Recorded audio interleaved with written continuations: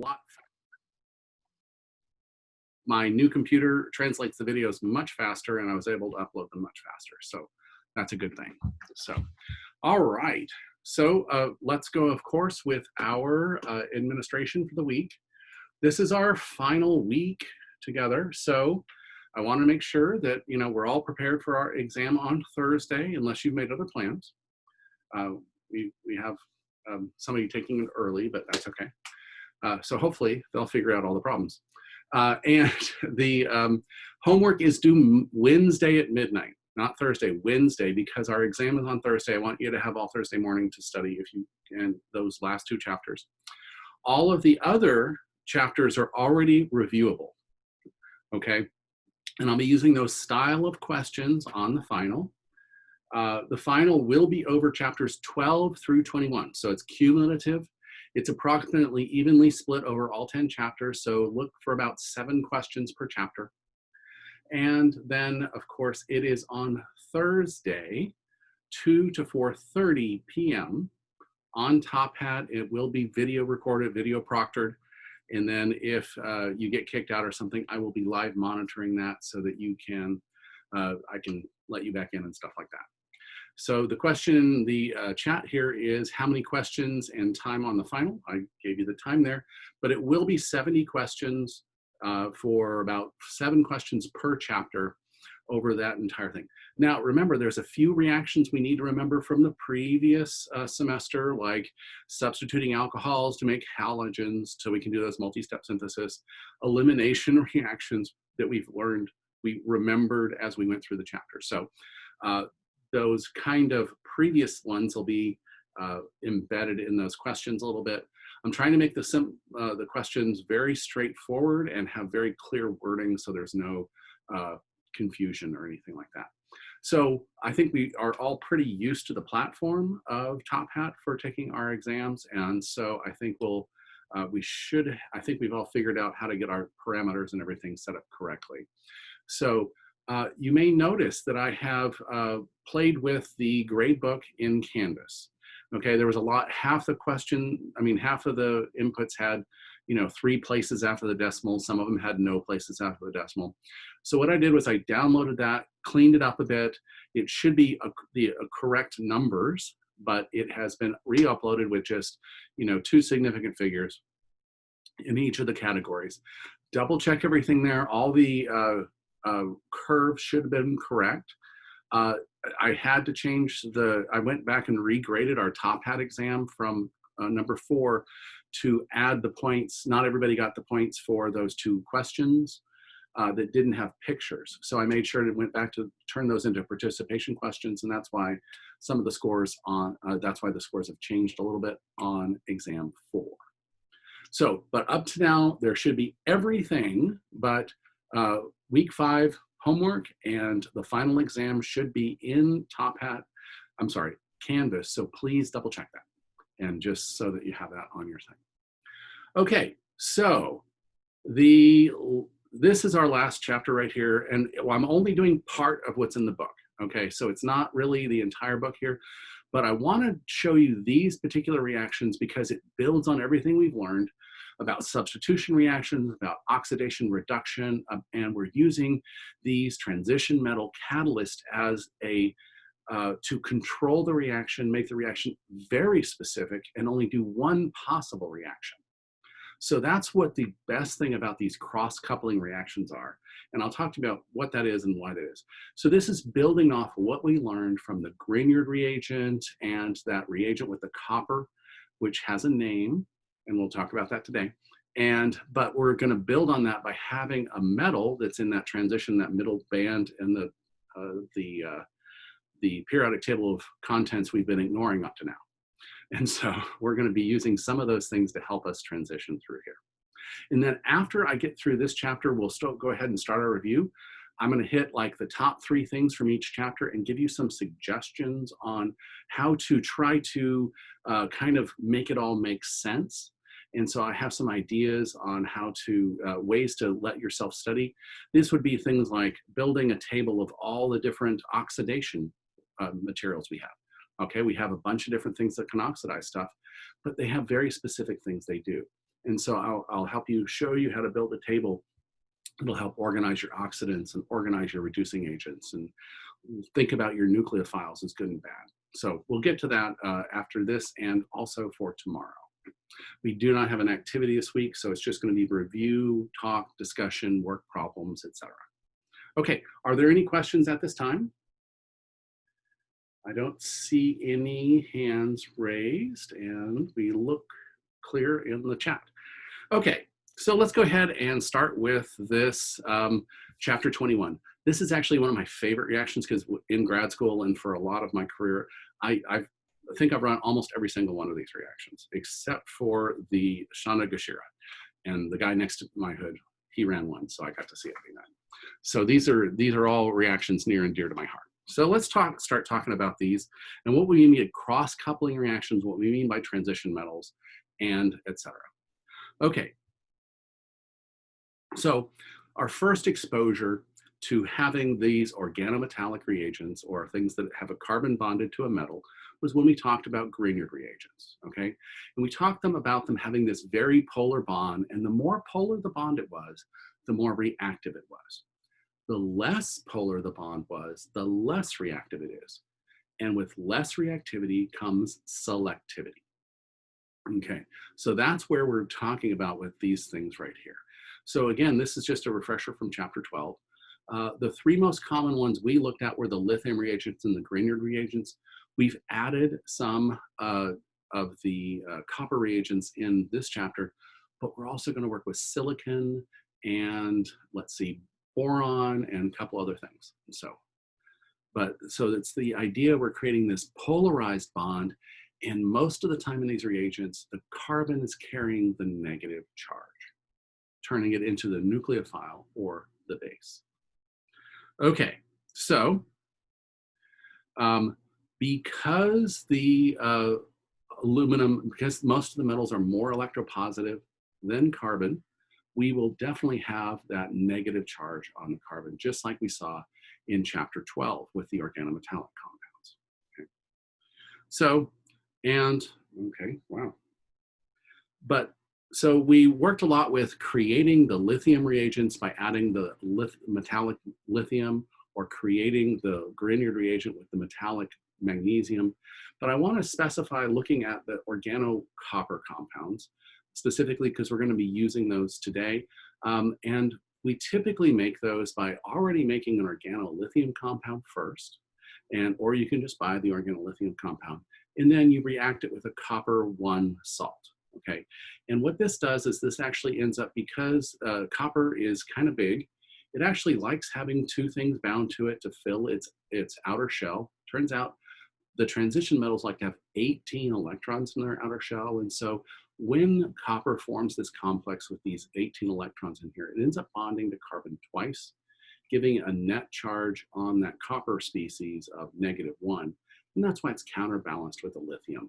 Okay, so again, this is a less polar bond than the one for magnesium, and it's much less polar than the one for the lithium reagent. And so we get a nice, soft, selective reagent with this material. Okay, so the next kind of organometallic compound we're going to talk about is how to create an organoborane. So boron is just on the other side of the periodic table from carbon. Okay, it typically likes to bond 3 times. When we introduced it before, we used to use it as a Lewis acid, BF3. Okay, so it likes to bond 3 times. Okay, so in the case that it is still more electropositive than carbon, therefore it does create a polar boron-carbon bond where the carbon takes the bulk of the negative charge. Okay, and so to make these things, we can create these by introducing boron into an already formed organometallic reagent. Okay, so in this case, what we're going to do is we're going to form an organoborane with the lithium reagent of the benzene ring. So in this case here, we'll take it. This works best with phenyl rings, but we can do it with other reagents, and I'll show you that when we do a couple of reactions before. but this works great with boron. In fact, they make nice, stable boron salts. Okay, so we're going to take our organolithium reagent. Remember, we have a negative charge on our carbon here, and we have boron here. And so what's going to happen is that negative charge on carbon is going to kick out one of these methoxy groups right here and generate the carbon-boron bond. Okay, now notice that boron actually would prefer to have those 3 bonds to oxygen because that's one of its nice, stable, it's a great bond for it to have. But our organolithium reagent here, our phenolithium here, is the stronger base, and therefore it kicks out this methoxide and creates this new carbon-boron bond. Okay, we're going to use this carbon-boron bond to have a transition metal insert in between the carbon and the boron to do selective cross-coupling reactions. But this is how we make it. We use a much stronger base, displace a weaker base, the alkoxide here, generating our new bond. Okay, so that's to make our organoboranes right here. Now let's make what we call organostananes. Stananes are organo compounds made with tin. Okay, so tin is a transition metal, but it has a pretty, it's pretty close to the electronegativity of carbon, and so it actually makes a barely polar bond, but it makes a nice stable carbon metal bond. And so typically we do that by using, again, a very good base, an organolithium reagent. It can be phenyl, it can be alkyl, it can be aryl. I mean, alkenyl, meaning it's on a double bond. And so we use that as our nucleophile, displacing chloride, which is our weaker base, and we generate our nice carbon-tin bond to create our organostane. Notice we can, if we have alkyl groups here, we have to be careful about what kind of group we put here. If it's the alkenyl or the aryl, these methyl groups don't substitute. However, if you do use an alkyl reagent, you have to worry about that. But in our case, we're almost always going to use an sp2 hybridized carbon or in an alkene or an arene to make this bond. And that makes it very selective about which bond gets inserted by the transition metal. Okay, so just to remember something about Grignards here, most of the time we use it as a nucleophile, right? We have a negative charge on carbon. It's going to attack things like aldehydes and ketones. And when we do that, we make primary, secondary, or tertiary alcohols. We can also attack esters with 2 equivalents, and that'll make a tertiary alcohol. We can ring open epoxies to create alcohols. We can add across nitriles, just like a carboxylic acid, and make ketones out of them. And then we can also attack them with water or other alkynes and make bigger and bigger carbon bond systems. Okay.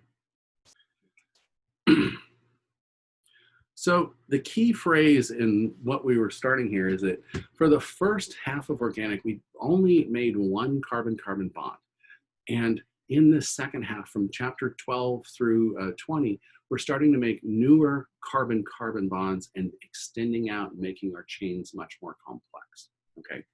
So, and our first use of a carbon-carbon bond was using the cyanide as a nucleophile and then generating that, or using that acetylide ion as a nucleophile in SN2, okay? Then we moved on to our Grignard reagents, where our Grignard anion is used to create that new carbon-carbon bond. In this chapter, we're going to use organometallic reagents plus a metal catalyst to make new and more complex carbon-carbon bonds. So the general concept in all the organometallic reagents is we're going to take some compound, and R can change. R can be an alkene or alkyne, and it'll be specified in each of the reactions we're going to do. But it's usually an alkyl halide or something with a good leaving group, okay? So for example, we can take an alcohol and make it a better leaving group by reacting it with a tosylate or something like that. Or a lot of times we'll just use an halide of some sort as our leaving group. but X can be a wide variety of leaving groups, okay? And then we have our organometallic reagent, and our organometallic reagent usually has the carbon having a negative charge, and therefore it is the nucleophile. And those are the electrons that are used to make our new carbon-carbon bond. Okay, so if we use an alkyl or aryl halide and we attack one side of an alkene, so it has to be a carbon double bonded carbon, it has to be an sp2 hybridized carbon, we can displace or add across that. We can, oh, this is an error. We should be displacing something here, probably this Z group, but we'll get to that in specificity. So we're actually going to create a new carbon bond with an sp2 hybridized bond. And that's called the Heck reaction. It's always a halide plus an alkene, okay? When we move on to have our organometallic be something like a boron, those are typically called Suzuki reactions. So if we have a halide and a boron coupling, that's a Suzuki. And these are all named for the chemists who came up with the idea, and many of them won Nobel Prizes for their work in this field. So that's kind of why they are so well, why they're associated with names. The stili, what we'll learn is that we usually have some kind of halide and those tin reagents we just learned how to make. In a Shana-Gashira, we are going to be taking terminal alkynes and doing reactions on those terminal alkynes. The last two are a little different. One is called the alkene metathesis reaction, meaning we're going to switch double bonds for other double bonds. And so it's going to be kind of a weird four carbon transition state, but we're going to see how we can take a small molecule that's a double bonded carbon-carbon and substitute it for another one. And then the last one is the Corey House. And in the Corey House, we're going to use that copper reagent we didn't use very much in chapter 12. We're going to use it a lot more in this chapter with our Corey House reagent. Okay, so each of these reagents is specifically for a specific set of reactants, okay? So for example, the Heck always has an alkene in it. The stili always has a stannane in it or a tin compound. The Suzuki always has a boron. So that's how you can identify them in your head and get them kind of worked out. Okay, but overall, they all have the same mechanism. We're going to have the same reaction basically happen over and over again. The difference is going to be the metal and the hybridization of the carbon, okay? Almost all of these are going to have some organometallic reagent, so you have a negative carbon. You're going to have something that's a good leaving group, usually a halide. But unlike the other reactions where we're only attacking an sp2 or sp3 carbon, we actually can use any of the hybridized carbons to do these reactions if we are using the correct organometallic to the thing with the leaving group. Sorry, I need to mute my watch. Okay, and then most of the time we use some kind of transition metal catalyst, and the mechanism for all of these reactions is exactly the same. So we have one mechanism for all of these. We just have different groups that we have to compare and contrast. Okay, so they all undergo this same mechanism, and this is what we call the catalytic cycle, okay? We're calling it a catalytic cycle because we need very little amount of the metal itself to be able to do the reaction, okay? So you can have, you know, usually it's in the parts per thousand or like for if you're using 1 mole of reagent, you're using 1/100th of a mole of catalyst. So you don't need very much, and it works because once you start the metal going through the cycle, it ends up spitting out the exact same material at the end of the cycle, okay? And so we'll see that as we go through it. So the first thing we start with is we start with our transition metal, and it has typically 4 things around it to give it a total of 18 electrons, okay? The things that it's bonded to are changed depending on what they are, but they are all called ligands, okay? A ligand is just a group that helps keep those electrons around that metal in a certain configuration. Okay, so what we'll see happen is the ligands will leave as we add stuff to our material, and then they're going to come back at the end of the cycle. And so we'll regenerate this metal with 4 ligands on it continuously through the process as we go. Okay, so typically, when you start the reaction, you have your halide material and you have your catalyst in there. And the first thing that's going to happen is what we call oxidative addition. Okay, the metal itself is the one that's oxidizing, and it's going to insert itself in between the carbon of the halo compound and that halide, or whatever the leaving group is. I'll probably just call it a halide for the rest of the description here. So when it does this, it kicks out 2 of the ligands, and we end up with this first part of our reaction. So we have our new carbon metal bond and our metal halide bond. Okay, and so this happens by taking, you know, an electron from each half of that carbon halide bond, and then adding an electron from the metal to each of those to create those new sigma bonds. Remember, our sigma bonds always have 2 electrons on them. Okay, so now that we've done that, we've activated the complex to actually do another reaction. And in this reaction, we're going to take the transition metal and displace the metal on the organometallic reagent we're trying to react it with. So the metal in this one here can be the magnesium, the copper, the tin, the boron. That's the metal that is on this compound when we displace it. So the transition metal catalyst inserts itself in between those, and it kicks out whatever that metal catalyst was and whatever halide you started with up here. And now you end up with your complex here. Okay. So now in this part of the catalytic cycle, we have put our alkyl halide, or our halide compound, on that metal. We've put our organometallic part on that metal. And now they're positioned for what we call reductive elimination. In reductive elimination, 1 electron from each of those sigma bonds is left with the metal. And then we create a new sigma bond between the 2 different carbon species here. So we're going to end up making a bond across these. When we do that, the metal has to occupy those 2 sites. So when it does, 2 ligands have to come in. We regenerate our catalyst, and we have our new carbon-carbon bond. Okay? And so this will keep going through the cycle as long as there's a little bit of this reagent and a little bit of the other reagent. It'll keep going through the cycle until it's done. Okay.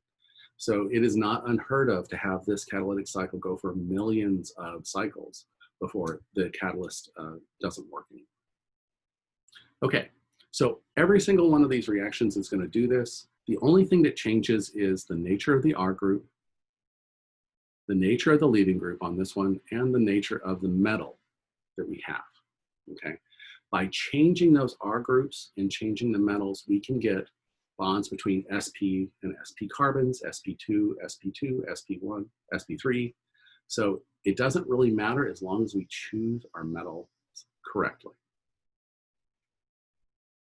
Okay, so in the Heck reaction, okay, we are going to have a, the alkyl halide can either be a vinyl group or an aryl group. What does that mean? That means that this right here, sorry, our carbon here is sp2 hybridized, okay? So we have an sp2 hybridized halide. So that can be an aryl group because those are sp2, or it can be a vinyl group. Okay, so we have an sp2 hybridized carbon. Okay, and we're going to use our, and then we're going to have the other species an sp2 hybridized carbon, but it has to have a hydrogen on it. Okay, so we're going to end up, hydrogen is our leaving group in this case, and we're gonna end up getting rid of it using a little bit of base at the end. Okay, so in this case, we actually have hydrogen acting as a metal in our system. So that's technically the metal in our system. okay? Now, for this alkene, the one we're interacting with, the one we're having that hydrogen act as our metal here, we can have any groups there. It can be a hydrogen. It doesn't matter whether it's electron donating or electron withdrawing. It'll still work, okay? Because we're inserting way over here on this side of the alkene. Okay? So typically now we use our transition metal catalyst we use is something like palladium. And we particularly use the one here, the diacetate, because it's cheap and it's soluble in most solvents, okay?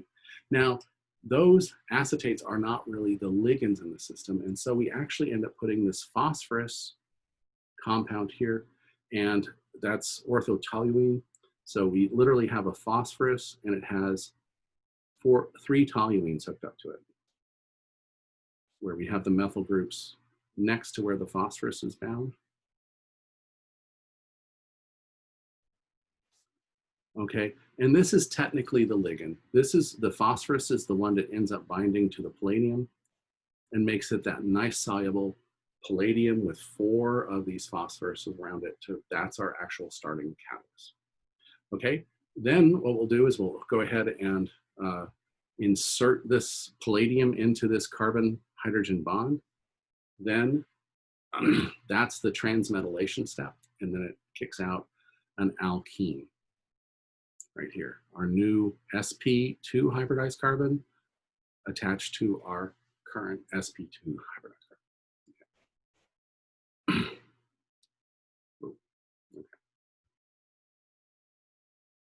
Okay, so we have an sp2 hybridized carbon giving a new bond to an sp2 hybridized carbon using hydrogen as our metal.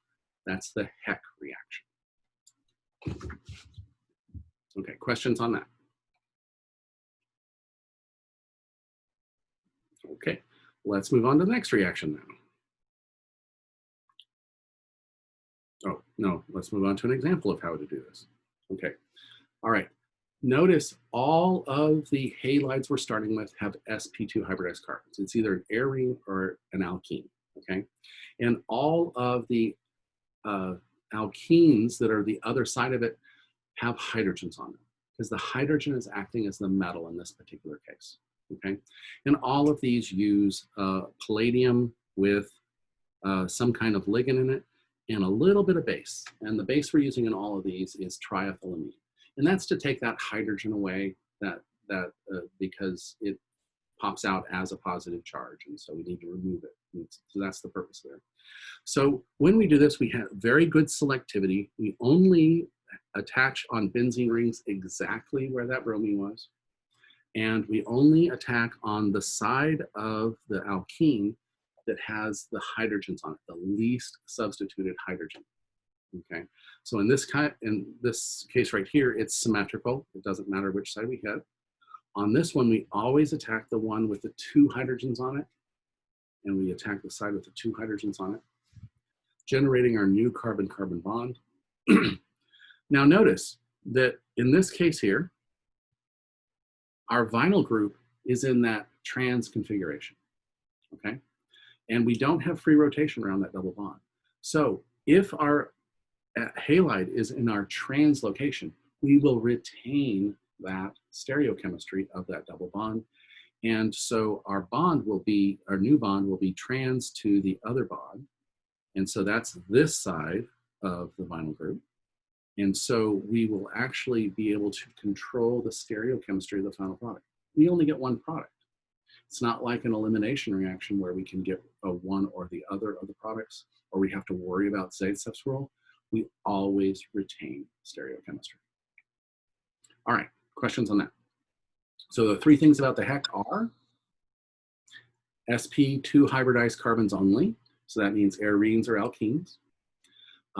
Hydrogen is our metal that we're losing, and we retain our stereochemistry. Somebody made a noise? Yeah.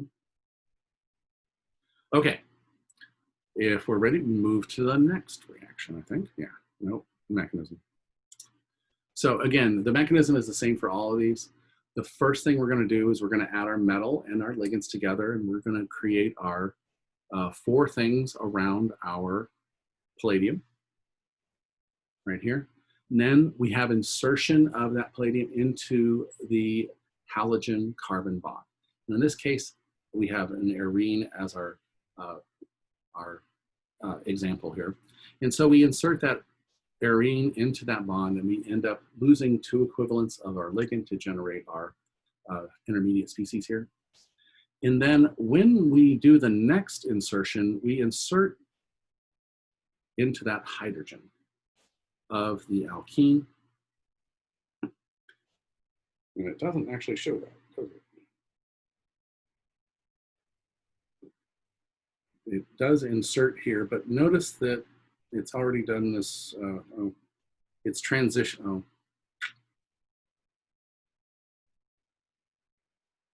okay, I'm showing it wrong. No, that's right, I'm sorry. So we have it actually, the palladium's gonna attach on this side of there.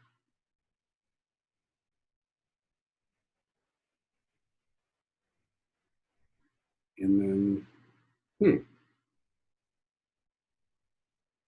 I don't think that mechanism's right.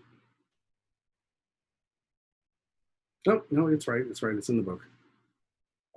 But we have our reductive elimination where we spit out our new carbon-carbon bond. Remember, this is our new carbon-carbon bond, and we regenerate our ligand here. We're transferring that hydride as the metal. I mean, the hydrogen plus as the metal. Boy. All right, let's move to the next reaction.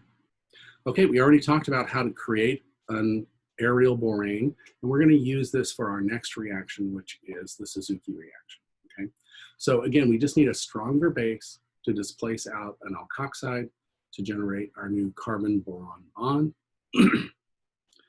And here's the general concept of the Suzuki reaction. We have an alkyl halide, we have an organoboron compound, and again, we're using palladium, and in this case, we're just using the another phenylphosphine as our ligand system.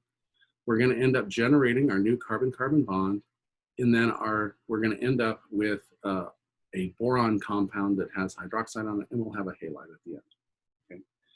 Now, the R in both of these cases must be also sp2 hybridized. Okay. So in our Heck reaction, they were both sp2 hybridized. In our Suzuki reaction, they're both sp2 hybridized. Okay, so that means a vinyl or an aerial group. And our halogen is usually bromine or iodine. So a common way to do that would be to have an alkyl halide, like bromobenzene, and then we've made our boron compound on the end of this sp2 group. And when we put in our palladium here, we end up getting selective carbon-carbon coupling right there. Notice on this case here, we have the bromine is on a specific side of that alkene.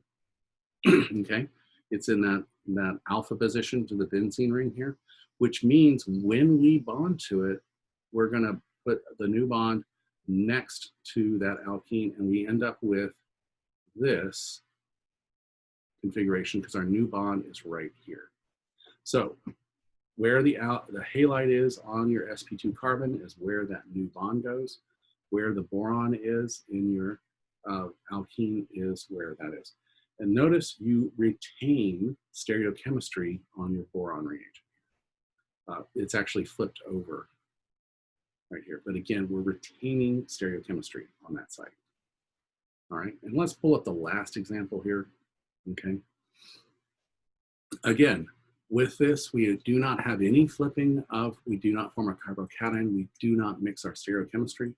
So in the case of this cis vinyl bromide here, we're going to end up creating our new carbon-carbon bond here. So this double bond is going to stay in the cis configuration. This double bond over here is in its trans configuration, and it's going to stay in its trans configuration. Okay. So once we do our coupling, this is the one from our vinyl halide. This trans configuration is the one from our borane reaction. Okay, so sp2 carbons And so we're going to take an sp2 carbon, bond it to an sp2 carbon, and we retain the stereochemistry of the double bond. Okay, and the mechanism stepwise is, again, making our ligand system, having our alkyl halide having the metal insert itself into that carbon halide bond. And then we have our transmetallation step where our palladium is going to displace our boron so that we have the two different R groups bonded to the palladium.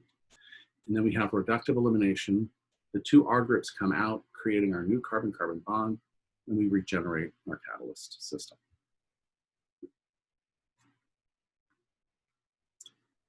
Okay, questions on the Suzuki, okay? sp2 hybridized carbon bonding to an sp2 hybridized carbon with boron, Suzuki reaction. All right, now the Stille reaction is going to be with tin. So we have those organo-tin reactions or stannane reactions, okay? And so, but our leading group on the other side, we can add a new thing called a triflate.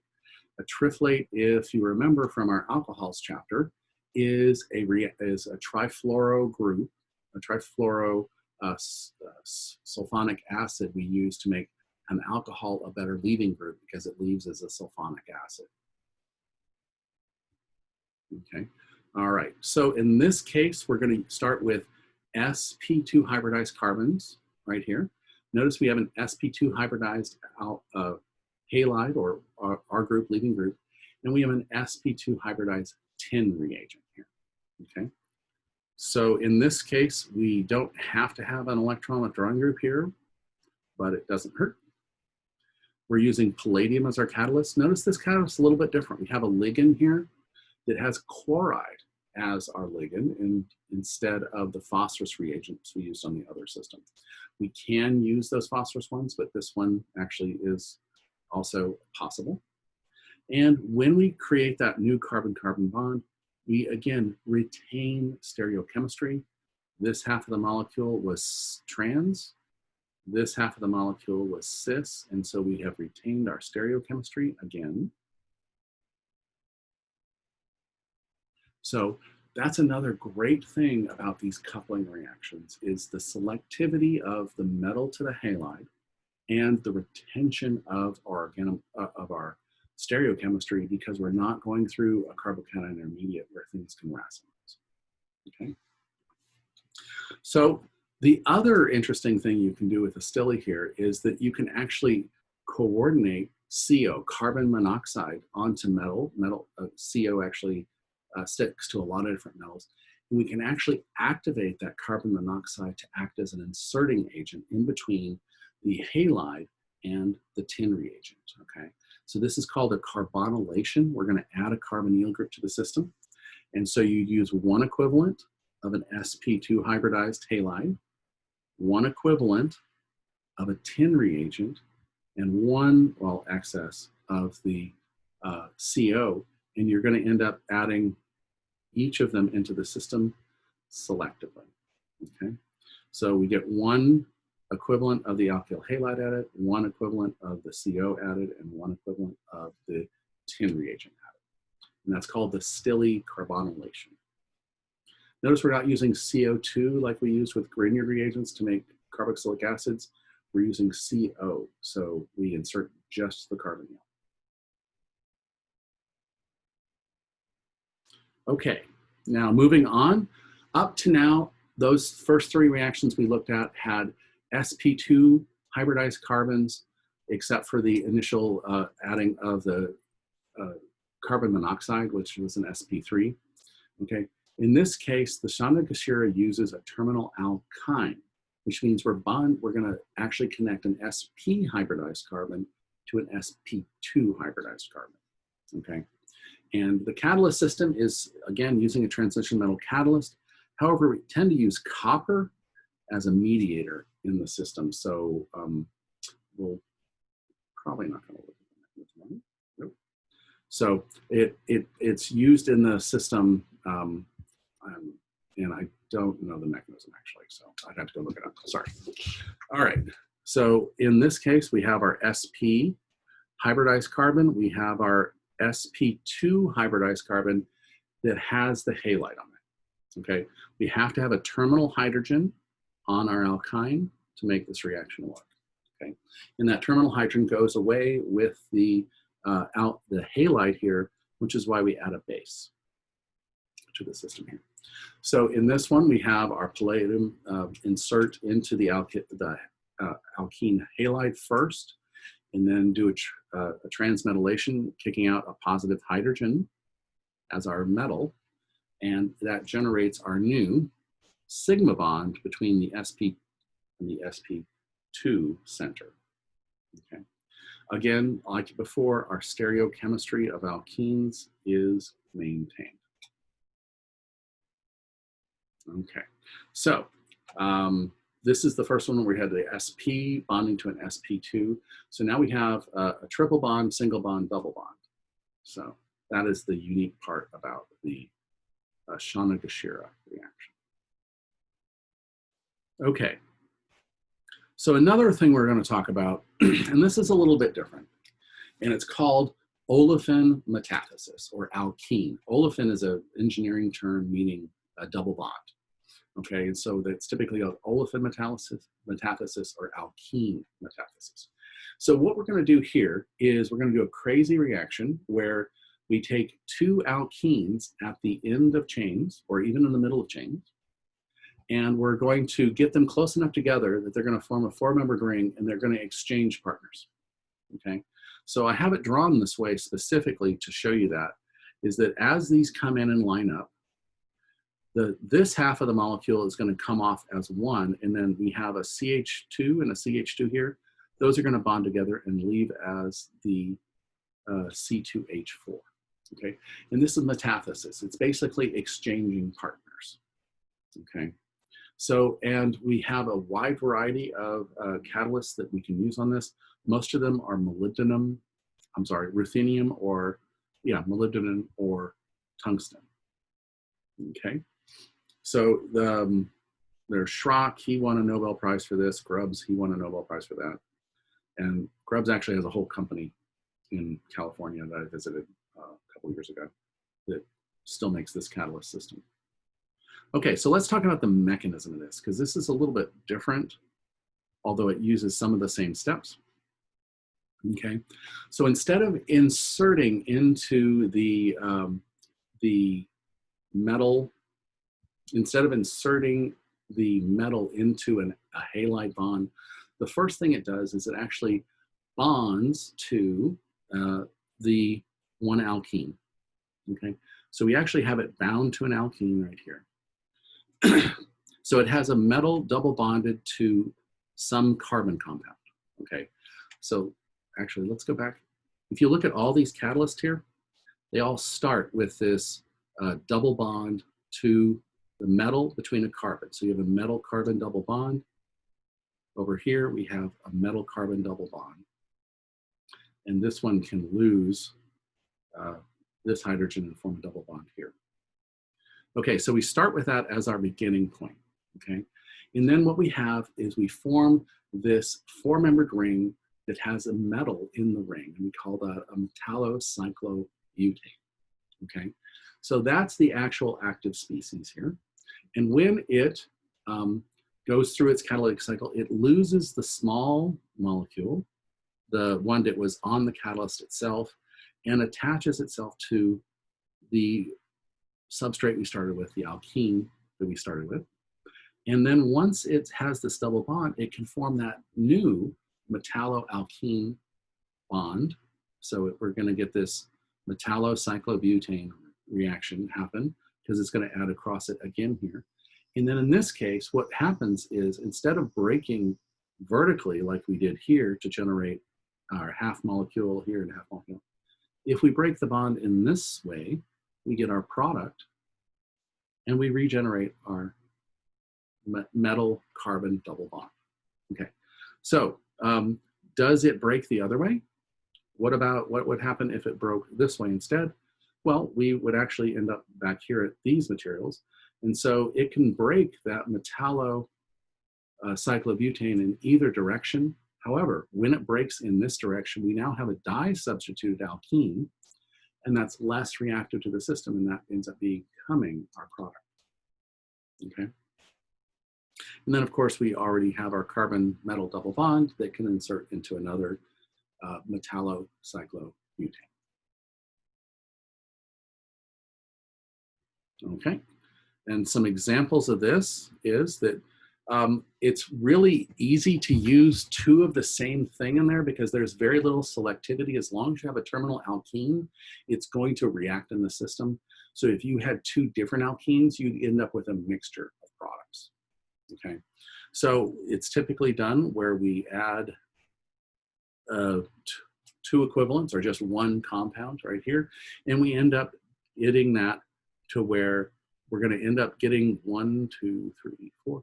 So this has 5 carbons here. We're going to end up with product where 4 of those carbons are going to end up in the long chain with the alkene in it, and the last two, the last carbon is going to leave as the small molecule ethene. So if you start out with something with 5 carbons here, you're going to end up with something with 8 carbons in your final product because you have to extrude out at least 1 carbon from the end of each chain. Okay, so in this case here, we start with this butene, 1 butene, and we end up with this double bond in the center of the ring, and we're going to get a mixture of E and Z. Okay, so let's do that again with this other branch molecule here. Once we do that, we again are going to end up losing this half as the ethylene here, and the other half of the molecule right here.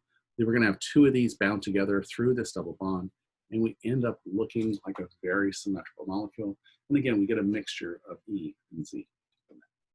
So that's a typical alkene metathesis reaction. However, you can use it in a couple different ways. We can use it to make rings, or we can use it to open rings. Okay, so if you have an alkene in a ring and you open that ring up, it becomes a longer chain. Or sometimes you can take a dialkene where you have an alkene at the end of each of the things, and if it makes the right size ring, you can close them. So the first one we're going to talk about is called ring opening metathesis polymerization, or ROMP, right here. And a lot of different groups around the country do this, but it works best if you have a ring that has some kind of ring strain in it. Okay, let me actually pull this one up here. In the case of this cyclooctane, if it was just cyclooctane, it wouldn't have much ring strain because of the, it's flexible enough. However, by putting the double bonds in it, gives a little bit of ring strain, and it gives it the opportunity to open up. Excuse me. So in the case here, what we're actually ending up doing is breaking this bond and extending out. So you'll see we have 1, 2, 3 carbons are going to be in between the double bonds at the ends now. So we now have taken one, opened it up, and added it to another one. In this case, we don't have that small molecule of ethylene leaving. We're actually keep adding to the chain, and we end up with a polymer out of the system. Okay, so in the case of the cyclooctadiene here, if we break it here, that means we're going to have 1, 2, 3 carbons over. We're going to still have this double bond as unaffected. So we have 1, 2 carbons, and then our third carbon has our double bond. So the other alkene isn't the one that reacts. We break one open and open the ring and extend the chain. Okay, so the key here is you have an alkene and you're creating a new alkene from it. In the case of terminal alkenes, you can lose a small molecule like ethylene. In the case of having a ring, you can open that ring up and get a really long polymer. But we can do the opposite of that, and that's the ring closing. Okay. So in the case of the ring closing metathesis reaction, you have to have 2 terminal alkenes, and then you have to be able to make a ring of the correct size. Okay, so we want to think about rings that we would normally form, like 5-membered and 6-membered rings are more likely to form. Once you get too big or too small, then you have to worry about the size of the ring. like the entropy if it gets too big, and the ring strain if it gets too small. So we like to see 5 and 6 membered rings formed in this system. So in this case here, if we need to form a 6-membered ring, we need to start with 8 carbons in our starting material. And in this case, because each of those alkenes are at the end here, we're going to end up breaking our double bonds on each side and making our new double bond here, such that we extrude out 2 carbons and we left with the 6 carbons in the ring. And with the retention of your double bond. Okay, so we can use that to your advantage to make 5 and 6 membered rings, and they don't even have to be symmetrical. Okay, so in the case of this compound right here, this is a tosyl group. This is just taking the hydrogen off of that nitrogen, so it'll work in the catalyst system. We're going to chop a carbon off that end and a carbon off that end, giving us a total of 1, 2, 3, 4, 5 things in a ring with a double bond. And so we end up making our new carbon-carbon double bond and expressing out 1 small molecule, 2 carbon ethylene. Okay, so that's a good way to do it symmetrically and make a 5-member ring. You can also do it unsymmetrically. Okay, so in this case, down here, change colors right here, we actually have this vinyl ether group, and then we have 1, 2 carbons before we have this other group. So we have a vinyl butyl group. And when we do it like that, half of this double bond goes away, half of this double bond goes away. And then those 2 are going to be the ones that form our new double bond. And we end up with a 5-membered ring with our double bond, and we extruded out or ejected ethylene out of the system. Okay, so that's metathesis polymerization, or metathesis reactions. You always end up getting alkenes out of it. Most of the time you end up getting a small alkene out of it as the byproduct, and you can drive the reaction because that'll boil out of the solution, and then you'll only have the higher boiling materials in the solution. Okay, that brings us to our last reaction here with the Corey-House. Okay, in the Corey-House reaction, that's where we're going to use that copper reagent we talked about. And if you'll remember, the copper reagent is called the Gilman reagent. I might call it either one, but it's the organocopper one. It's kind of like a Grignard. Okay. Now, in the case of the Corey-House, this is where we can actually get really creative with the kinds of bonds we have. Okay. Need more water. Okay. In this one, we can actually do an sp3 hybridized carbons and bond them to sp2 hybridized carbons. Okay, so this is the first one where we can actually use an sp3 hybridized alkyl halide for the system. And we can do it either way. It doesn't matter whether the halide is the sp2 or sp3, and it doesn't matter where the organo compound is the sp2 or sp3. You can actually get them to go in both directions. So in the first example here, we just have a long chain alkyl halide. We're going to use our copper compound right here, and we're going to create our new sigma bond at the end of that chain, perfectly inserting where the carbon halide bond was and the carbon metal bond was. Then again, we can reverse it. So now our halide is the sp2, and our organo copper reagent is now our sp3 hybridized carbon. And we'll do the same reaction here. We'll create our new bond in between. So this is the first reaction we have that you can do that. So that's the very different thing about the Corey-House. Okay. And then the last one, an example of, is using a trans alkene right here. And again, we maintain our stereochemistry on the system. We're just going to add a methyl group to the end based on our reagent here. So this new methyl group at the end gives us our trans heptene. And again, it's the halide that controls the stereochemistry in the final product. Okay. So in all of our reactions, stereochemistry is maintained by what stereochemistry you started with. Okay.